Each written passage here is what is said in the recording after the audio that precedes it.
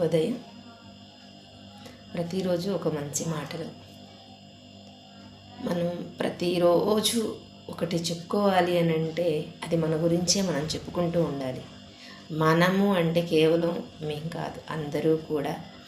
అందులో ముఖ్యంగా మన భావితరాలు, రేపు మనకి చక్కగా భావితరాలకి అంది వచ్చే మన బిడ్డల గురించి చెప్పుకోవాలి.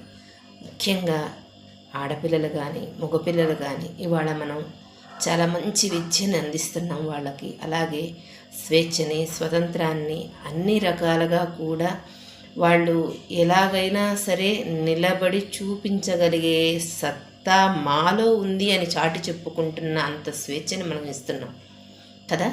మరి మన పిల్లలు మనకేమిస్తున్నారు? మనం మన పిల్లలకి అసలు ఏం స్వేచ్ఛనిచ్చాము? ఎందుకు ఇవాళ ఇంత ఘోరమైన ప్రమాదాలు, అలాగే ఇంత ఆటగాయితనంగా మగపిల్లలు మొత్తుకి బానిసలవుతూ చెడు సహవాసాలకి, దేనిలో కూడా వాళ్ళల్లో వాళ్ళకే శక్తి మొత్తం కోల్పోయే అంత బలహీనతకి ఎందుకు తయారవుతున్నారు? మనం ఒక్కసారి ఆలోచించుకోవాలి.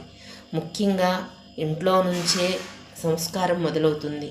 తల్లి తండ్రి ఉండే విధానాన్ని బట్టి, అలాగే వాళ్ళు ఇచ్చే ఒక ఏం చెప్పాలి అని అంటే ఒక మంచి మాట, ఒక మంచి ఆలోచన, ఒక మంచి స్నేహం, ఒక మంచి ప్రేమ, ఒక మంచి తోడు, అది మన దగ్గర నుంచే వాళ్ళకి రావాలి. అది వస్తే తప్ప వాళ్ళు బయట ఎలా ఉండాలి, ఎలా ఉండకూడదు అనేది వాళ్ళకి అర్థం కాదు.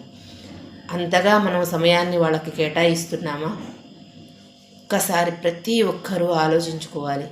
అలా ప్రతి ఒక్కరూ మన పిల్లలకి మనం చెప్పుకుంటూ మాత్రమే మనం బయట వాళ్ళని క్వశ్చన్ చేయాలి.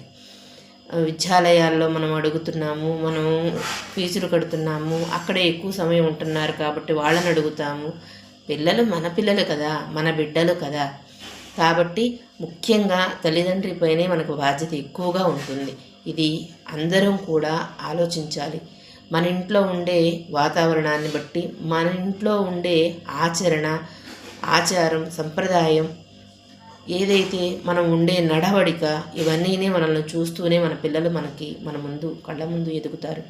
కాబట్టి వాళ్ళకి ఎంతవరకు మనం స్వేచ్ఛనివ్వాలి, ఎంతవరకు మనం కట్టడి చేయాలి అనేది ఎప్పుడూ మన చేతుల్లోనే ఉండాలి. వాళ్ళకి మంచి చెడు నేర్పించడంతో పాటు ప్రతి ఒక్క విషయంలో కూడా ఒక స్నేహభావంతో, ఒక ఆత్మీయులమై మనం వాళ్ళకి ప్రతి ఒక్కటి కూడా చెప్పుకుంటూ, నడిపించుకుంటూ ఒక మంచి మార్గంలోకి వాళ్ళని తీసుకెళ్ళాలి.